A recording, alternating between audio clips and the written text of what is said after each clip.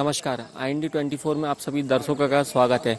इस समय मौजूद है सोनपुर क्षेत्र में, जो छिंदवाड़ा नगर निगम के वार्ड क्रमांक 24 में आता है।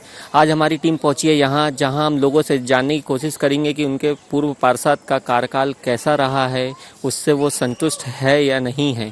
पूर्व पार्षद का कार्यकाल अच्छा रहा है और वर्तमान में अभी चुनाव निकट में है। अब देखते हैं, एक निर्दलीय प्रत्याशी हमने सोनपुर से खड़े किए हैं और हम चाहते हैं कि इनको सभी लोग समर्थन करें। आप सोनपुर में निर्दलीय प्रत्याशी के रूप में खड़े हुए हैं। जी, मैं सोनपुर में वार्ड नंबर 24 में निर्दलीय प्रत्याशी के रूप में खड़ा हुआ हूँ। मुझे अपने वार्ड का अच्छे से विकास कराना है और शिक्षा का जो अभाव है यहाँ पर, उसकी पूर्ति हो सके, इसलिए मैंने कुछ बिंदु पे प्रकाश डाला हुआ हूँ ताकि किन घोषणा पत्रों में के आधार पर चुनाव लड़ रहे हैं। देखिए, मेरा घोषणा पत्र में ये है, वार्ड क्रमांक 24 में शासकीय स्कूल को हिंदी व इंग्लिश दोनों के रूप में शासन से मान्यता प्राप्त लेना और वार्ड क्रमांक 24 में कक्षा 1 से 8वीं तक निःशुल्क कोचिंग की व्यवस्था कराई जाएगी। आपके क्षेत्र में सफाई वगैरह हो रही है, नहीं हो रही है? हाँ, सफाई तो हो रही सर, बराबर सफाई हो रही है। हाँ, हो रही सफाई। लाइट पानी की व्यवस्था, लाइट पानी की व्यवस्था सब ठीक है, पर जो रोड है अपने यहाँ, उसमें कोई भी पार्टी ध्यान नहीं दे रही है। अभी पुलिया टूटी है, रोड खराब है, एक्सीडेंट हो रहा है, कई लोग उसके कारण मर भी गए। आपके मतलब आप किस टाइप का पार्षद चेहरा देखना चाह रहे हैं इस बार? पार्षद जो विकास करे वार्ड का और काम करवाए लड़के शासन से। आप इसी वार्ड पे रहते हैं ना? जी, कैसा पार्षद आप चाह रहे हैं? पार्षद बस अच्छा लिखा पढ़ा होना चाहिए आज के जमाने में। पूर्व पार्षद कैसे थे? उन्होंने आपके क्षेत्र का विकास कोई विकास नहीं हुआ अभी तक। पानी नाली कुछ नहीं हो रहा है, कोई कार्यक्रम नहीं हो रहा। देखते नहीं। बताइए, आप बताइए, आप कैसा पार्षद चाह रहे हैं? आप पार्षद जो काम करने वाला हो जन समस्या का। और इस कॉलोनी में सबसे बड़ी समस्या क्या है, प्रवेश द्वार नहीं है यहाँ पे, कंपाउंड वॉल नहीं है, और जो हैवी ट्रक चलते हैं वो सड़क खराब करते हैं। यहाँ हैवी ट्रक किस चीज के चल रहे हैं? ये बोल्डर फाड़ी रेत वगैरह के। मतलब माफिया लोग भी इधर इसी क्षेत्र से निकलते हैं? नहीं, वो माफिया है नहीं है, वो अपने को जानकारी नहीं है, लेकिन रात को निकलते हैं, इसका मतलब संदेहास्पद रहते हैं।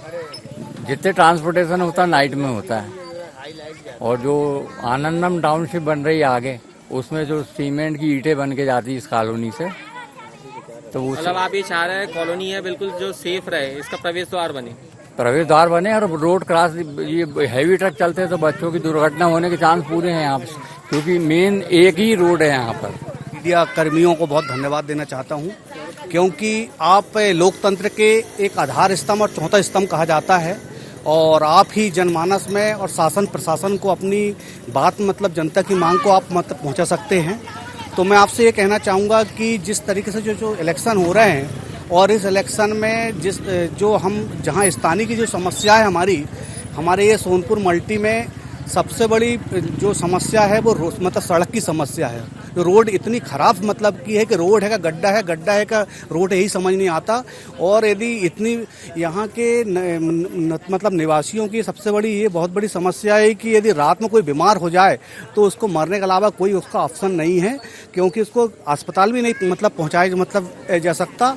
इसलिए आपसे निवेदन है कि जो भी प्रतिनिधि चुन के जाते हैं तो उनको कम से कम जनता की ये सेवा करना चाहिए। अभी पिछले 5 साल से हम देख रहे हैं कि यहाँ सबसे बड़ी समस्या पानी की समस्या थी, तो थोड़ी पानी की समस्या तो कम हुई है, लेकिन कभी भी बिजली समाप्त हो जाती है।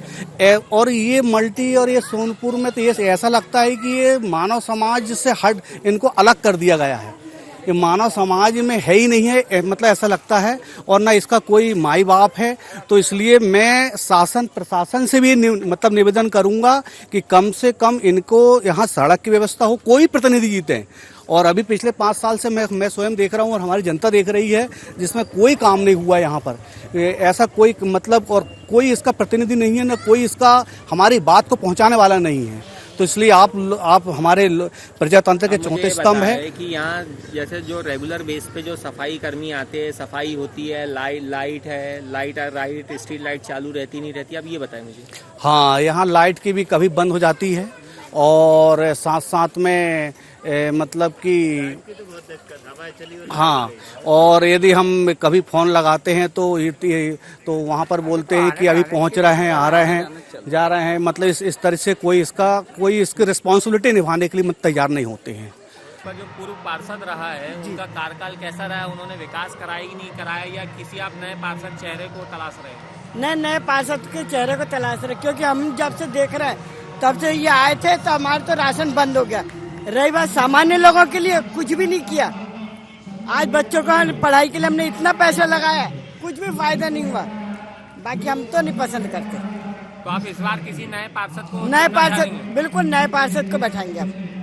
पूर्व पार्षद का कार्यकाल कैसा रहा था? कार्यकाल कुछ काम किया कि नहीं? काम उनने भी किए, मगर अब बदलाव का दौर है, जरूरी है नया युवा चेहरे को पनला है। क्या समस्या हो रही है आपकी? समस्या सबसे पहले तो ये है कि हमारे बच्चे यहाँ पे बिल्कुल मतलब स्कूल तो है नहीं। हम रोज 8 किलोमीटर छोड़ने जाते हैं बच्चों को, 8 किलोमीटर 4 बार आना जाना होता है, उसको 4 बार आना जाना होता है। दूसरी बात, यहाँ राशन हमको वहाँ लेने जाना पड़ता है छिंदवाड़ा, बाउंड्री वॉल है नहीं है। मतलब समस्या तो बहुत है। नगर निगम क्षेत्र में सोनपुर के जुड़े हुआ लगभग 5 साल से ज्यादा वर्ष हो चुके हैं, तो क्या यहाँ विकास हुआ कि जो पहले का जो ग्राम पंचायत स्तर पर जो विकास था वही विकास चला आ रहा है? जो प्रधानमंत्री आवास बना है, जो बना है वो जैसे का वैसा, उसके बाद तो यहाँ कुछ नहीं हुआ। पहुंची थी सोनाखार, जो छिंदवाड़ा के वार्ड क्रमांक 24 में आता है। यहाँ हमने लोगों से जाना कि पूर्व पार्षद का कार्यकाल कैसा रहा है, क्या उस दौरान विकास कार्य हुए हैं या नहीं हुए। पूरा लेखा जोखा आज हमने आप सभी के सामने पेश किया। कल फिर मिलेंगे छिंदवाड़ा नगर निगम के दूसरे वार्ड में, वार्ड की परिक्रमा में। छिंदवाड़ा से सौरभ गुप्ता, IND 24 के लिए।